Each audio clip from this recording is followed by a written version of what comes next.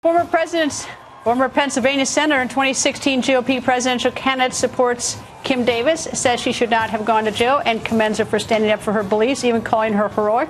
Senator Rick Santorum goes on the record. Good evening, sir. How you doing, Greta? So, should she have gone to jail? No. You had the mayor of San Francisco violating the law several years ago and issuing marriage certificates. He didn't go to jail.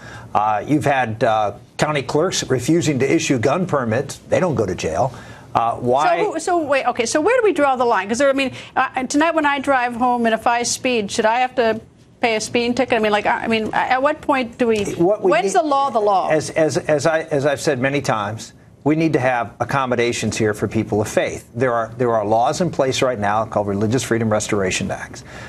Do they cover this specific situation? No, they don't. That's why I called for, as soon as this law passed, for the president to issue an executive order that lines up with something called the First Amendment Defense Act, which allows for governmental officials who have conscience issues with this to be able to have some ability to. So she should step aside and let a deputy do this one. That would work? There should be some accommodation made for people of faith. This is a very serious religious matter. This is not just something on the verge. It's the equivalent of saying to a doctor, you have to perform an abortion. There's Roe versus Wade, and people have the right under that on that decision to have an abortion. But we don't force doctors to perform abortions. Here we're in a situation, because this is a governmental function. We're going to be forcing people to violate their very deeply held religious beliefs. I mean, this is not just a small matter when it comes to particularly the Christian faith, the Muslim faith, and others.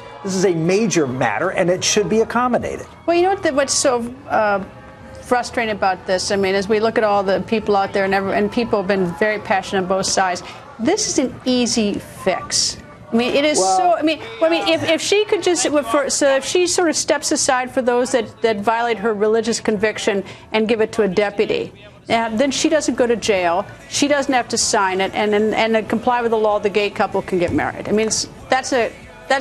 Right? That's why. Would you have a problem with that? To me, there's a short-term issue and a long-term. The short-term issue is we need to find accommodation. And so I would agree that we need to pass a law. First Amendment Defense Act is introduced in Congress. I think the president could do it by executive order if he wanted to, because it just applies to federal employees. But we should pass that. Every state should pass a similar piece of legislation to deal with their state employees. And then you can deal with this situation. There's the broader issue, which is more fundamental, and you're a lawyer, you know this, which is if the Supreme Court acts unconstitutionally, what is the recourse for the rest of America? And I believe, and so did Justice Roberts, Justice Scalia, and others, the Supreme Court went beyond its constitutional authority in establishing this right to same-sex marriage.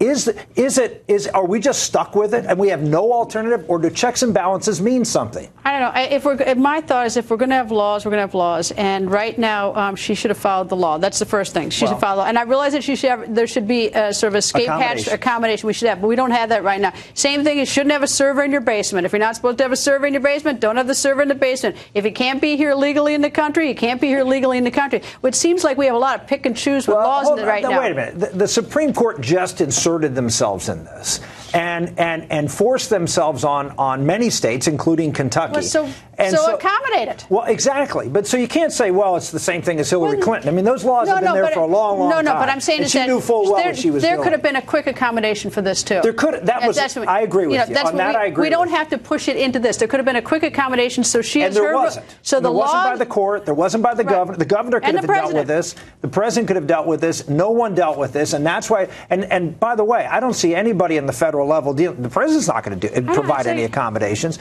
This is going to be a serious. This isn't going to be the only time we run into this situation. I think people like problems. A lot of people like problems. They don't want them fixed, because this could be fixed. She could have a religious conviction, and the law could be followed. And it's like no one wants to make it easy. Anyway, I'm taking the last word on that. His son just got driver's permit today. Everyone look out. Yeah, look on Twitter. I put his picture up. I saw it on Twitter. Thank you, Senator.